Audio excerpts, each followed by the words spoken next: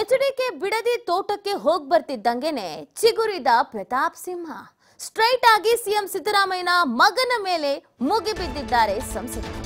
ಯತೀಂದ್ರ ನನ್ನ ಎದುರಾಳಿನ ಅಂತ ವ್ಯಂಗ್ಯವಾಡಿದ್ದಾರೆ ಸಿಂಹ. ಮೋದಿ ಹೆಸರಿನ ಮುಂದೆ ಯಾವ ಎದುರಾಳಿನೂ ಇಲ್ಲ ಅಂತ ಹೇಳಿದ್ದಾರೆ. ಮುಠಾಳದಿಂದ ಪ್ರದೀಪ್ ಈಶ್ವರ್ಗೂ ಪ್ರತಾಪ್ ಸಿಂಹ ತಿರುಗೇಟ್ ಕೊಟ್ಟಿದ್ದಾರೆ. ನಾನು ಅಯೋಗ್ಯನಾದರೆ ಪ್ರದೀಪ್ ಒಬ್ಬ ಕೊಚ್ಚೆ ಅಂತ ಹೇಳಿದ್ದಾರೆ. ನಾನು ಯಾವತ್ತೂ ಕೊಚ್ಚೆಗೆ ಕಲ್ಲು ಹಾಕಲ್ಲ. ರಾಮನ ಅಸ್ತಿತ್ವವನ್ನೇ ಪ್ರಶ್ನೆ ಮಾಡಿದ್ದ ಕಾಂಗ್ರೆಸ್ ಈಗ ಅಯೋಧ್ಯೆಗೆ ಹೋಗೋದಾಗಿ ಹೇಳಿ ಅನುಕಂಪದ ನಾಟಕ ಮಾಡ್ತಾ ಇದೆ.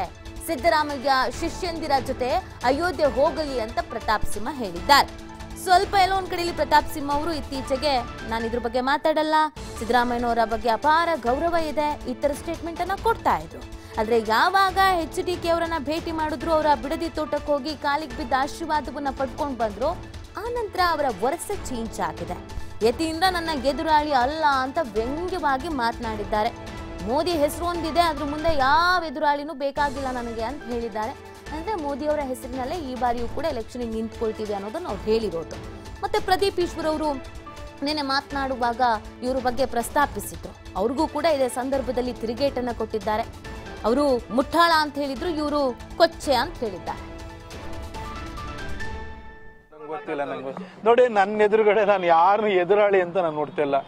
ನಾನು ಮೋದಿಜಿಯವರು ಕೊಟ್ಟಿರುವಂತಹ ಅಭಿವೃದ್ಧಿ ಕಾರ್ಯಗಳನ್ನ ಮೈಸೂರು ಜನಕ್ಕೆ ತಲುಪಿಸುವಂತ ಕೆಲಸವನ್ನು ಮಾಡಿದ್ದೀನಿ.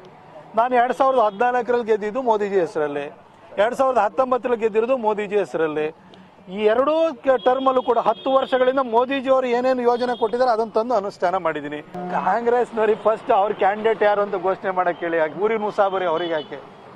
ಪಾಪ ಅವರು ಎಲ್ಲ ಮಂತ್ರಿಗಳು, ಯಾರ್ಯಾರು ಪ್ರಾಯ ಆಗಿರೋ ಮಂತ್ರಿಗಳೆಲ್ಲ ಇದ್ದಾರೆ. 10 ಜನ ಮಂತ್ರಿಗಳನ್ನ ಇಳಿಸ್ತೀರಿ ಅಂತ ಮಂತ್ರಿಗಳೆಲ್ಲ ಚಳಿ ಜ್ವರ ಬಂದು ಕೂತ್ಕೊಂಡಿದ್ದಾರೆ. ಅವ್ರಿಗೆ ಕ್ಯಾಂಡಿಡೇಟ್ ಸಿಗ್ತಾ ಇಲ್ಲ. ಅವ್ರ ಪರಿಸ್ಥಿತಿ ನೋಡಿ, 136 ಸೀಟ್ ಗೆದ್ಬಿಟ್ಟಿದೀವಿ ಅಂತ ಹೇಳಿ ತಮಟೆ ಹೊಡಿತಾ ಇದ್ದಾರೆ. ಆದ್ರೆ ಅವ್ರಿಗೆ ಕ್ಯಾಂಡಿಡೇಟ್ಸ್ ಇಲ್ಲ. ಅವ್ರು ಯಾರು ಕ್ಯಾಂಡಿಡೇಟ್ಸ್ ಹಂಗಾರೆ?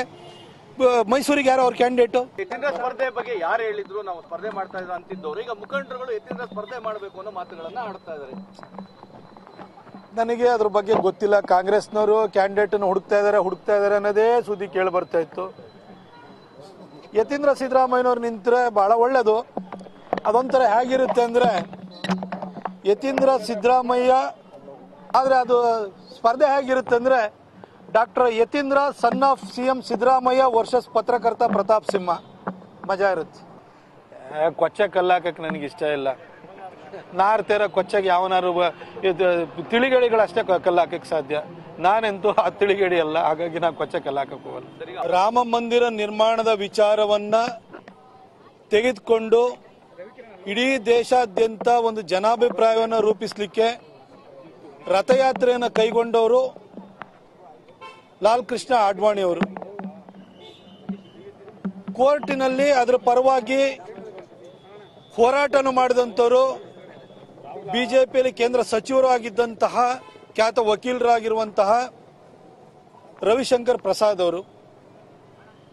ಕೋರ್ಟು ಇಂಥದ್ದೊಂದು ತೀರ್ಪು ಕೊಡೋದಕ್ಕೆ ಪೂರಕವಾಗಿ ದೇಶಾದ್ಯಂತ ಒಂದು ಭದ್ರತೆಯ ವಾತಾವರಣವನ್ನು ಸೃಷ್ಟಿ ಮಾಡಿ ಅದಕ್ಕೆ ಬೇಕಾದಂಥ ಸಾಕ್ಷ್ಯಾಧಾರವನ್ನು ಕೊಡೋದಕ್ಕೆ ಅನುಕೂಲವನ್ನು ಮಾಡಿಕೊಟ್ಟಂಥವ್ರು ನಮ್ಮ ಹೆಮ್ಮೆಯ ಪ್ರಧಾನಿ ನರೇಂದ್ರ ಮೋದಿಜಿಯವರು.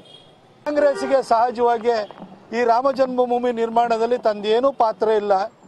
ತಾನೇನಿದ್ರು ರಾಮನ ಅಸ್ತಿತ್ವವನ್ನೇ ಪ್ರಶ್ನೆ ಮಾಡಿ, ರಾಮ ಒಬ್ಬ ಕಾಲ್ಪನಿಕ ವ್ಯಕ್ತಿ ಅಂತ ಹೇಳಿ ಸುಪ್ರೀಂ ಕೋರ್ಟ್ಗೆ ದಾವೆ ಹೂಡಿ ಜಜ್ಮೆಂಟನ್ನು ಡಿಲೇ ಮಾಡಲಿಕ್ಕೆ ಪ್ರಯತ್ನ ಮಾಡಿದ್ದು ತಾನು ಅನ್ನೋ ಅಪರಾಧಿ ಪ್ರಜ್ಞೆ, ಒಂಥರ ಗಿಲ್ಟ್ ಫೀಲಿಂಗ್ ಅವ್ರಿಗೆ ಕಾಡ್ತಾ ಇದೆ. ಹಾಗಾಗಿ ಅವರು ಆ ಒಂದು ಅಪರಾಧಿ ಪ್ರಜ್ಞೆಯಿಂದ ದೂರ ಉಳಿತಾ ಇದ್ದಾರೆ. ಹಾಗಾಗಿ ಅದನ್ನ ನಾವು ಅವರ ನಿರ್ಧಾರವನ್ನು ನಾವೆಲ್ಲರೂ ಕೂಡ ಅರ್ಥ ಮಾಡ್ಕೊಳ್ಳುವಂತ ಸಂಗತಿಯಾಗಿದೆ. ನಾನೇನೋ ಅವ್ರನ್ನ ಬ್ಲೇಮ್ ಮಾಡಕ್ ಹೋಗಲ್ಲ. ರಾಮನ ಅಸ್ತಿತ್ವವನ್ನ ನಿರಾಕರಣೆಯನ್ನು ಮಾಡಿ ಸುಪ್ರೀಂ ಕೋರ್ಟ್ಗೆ ರಾಮ ಸೇತು ವಿಚಾರದಲ್ಲಿ ಅಫಿಡವಿಟ್ ಸಲ್ಲಿಸಿರುವಂತ ಕಾಂಗ್ರೆಸ್ ಮತ್ತು ಕಾಂಗ್ರೆಸ್ ನಾಯಕರು, ರಾಮ ಒಬ್ಬ ಕಾಲ್ಪನಿಕ ವ್ಯಕ್ತಿ, ಅದಕ್ಕೆ ಯಾವ ಆಧಾರ ಇಲ್ಲ, ರಾಮ ಒಬ್ಬ ಇದ್ದ ಅನ್ನೋದಕ್ಕೆ ಅಥವಾ ಅಸ್ತಿತ್ವ ಇತ್ತು ಅನ್ನೋದಕ್ಕೆ ಯಾವುದೋ ಆಧಾರಗಳಿಲ್ಲ ಅಂತ ಹೇಳಿ ಸುಪ್ರೀಂ ಕೋರ್ಟ್ ಮುಂದೆ ದಾವೆ ಹೂಡಿದ್ದಕ್ಕಾಗಿ ಆ ಪಾಪವನ್ನು ತೊಳ್ಕೊಳ್ಳೋದಕ್ಕೋಸ್ಕರ ಸಿದ್ದರಾಮಯ್ಯ ಸಾಹೇಬರು ಅವರ ಪಕ್ಷದ ಪರವಾಗಿ ಅವ್ರು ಹೋಗಿ ಬಂದ್ರೆ, ಅವ್ರ ಬೆಂಬಲಿಗರು ಹೋಗಿ ಬಂದ್ರೆ